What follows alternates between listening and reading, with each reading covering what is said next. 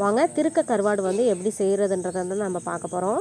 இது வந்து ஒரு 2 தடவை நம்ம வந்து கழுவிட்டு கருவாட்டை கழுவிட்டு சுடுதண்ணியில் வந்து நல்லா ஊற வச்சுக்கணுங்க. ஒரு 5 நிமிஷம் நல்லா ஊறினா போதும். நல்லா கொதிக்கிற தண்ணியில் வந்து கருவாட்டை வந்து போட்டுட்டு நம்ம வந்து நல்லா அலசிடலாம்.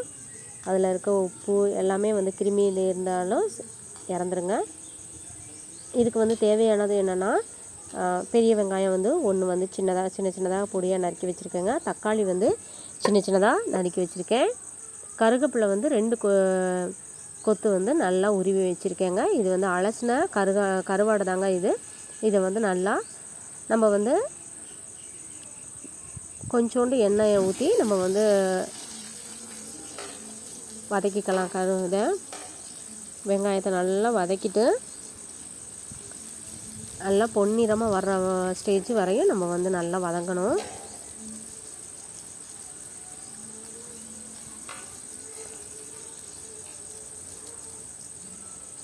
இந்த ஸ்டேஜில் நம்ம வந்து கருவேப்பிலையை வந்து சேர்த்துக்கலாங்க. கருவேப்பிலை நல்லா பொரிஞ்சதும் நம்ம வந்து தக்காளியும் சேர்த்துக்கலாம்.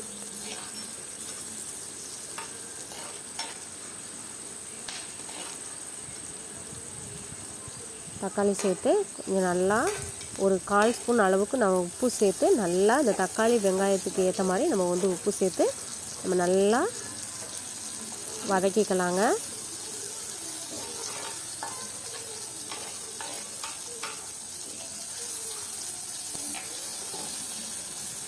கொஞ்ச நேரம் நல்லா வதங்கட்டும்.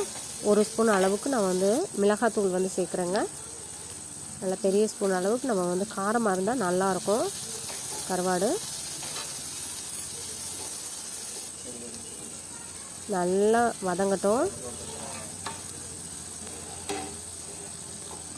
இந்த ஸ்டேஜில் நம்ம வந்து அலசி வச்சுருக்க கருவாடை வந்து நம்ம வந்து சேர்த்துக்கலாம்.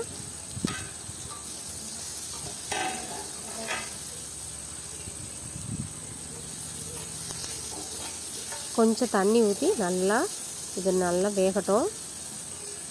ஒரு 1/4 டம்ளர் அளவுக்கு வந்து நல்லா வேகட்டும்.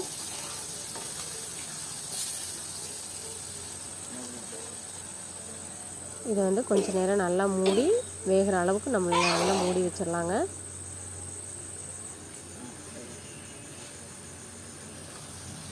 பாருங்கள், இந்த பதத்துக்கு எண்ணெய் வந்து நல்லா மேலே வர்ற அளவுக்கு நல்லா வேகணுங்க. அப்போ தான் எல்லாமே நல்லா வெந்து நல்ல சுவையாக இருக்கும்.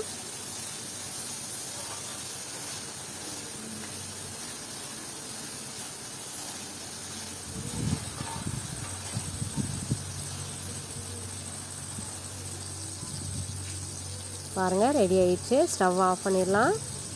வேறு தட்டில் மாற்றிட்டு நம்ம வந்து சாப்பிட வேண்டியதான். இந்த வீடியோ உங்களுக்கு பிடிச்சிருந்ததுன்னா லைக் பண்ணுங்கள், சப்ஸ்கிரைப் பண்ணுங்கள், ஃப்ரெண்ட்ஸ்களுக்கு ஷேர் பண்ணுங்கள். பக்கத்தில் இருக்க பெல் ஐக்கானை கிளிக் பண்ணிங்கன்னா நான் போடுற வீடியோ எல்லாமே உங்களுக்கு வந்துடும்.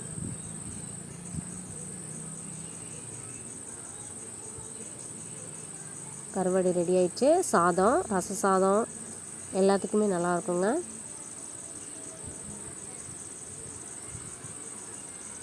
தேங்க்யூ.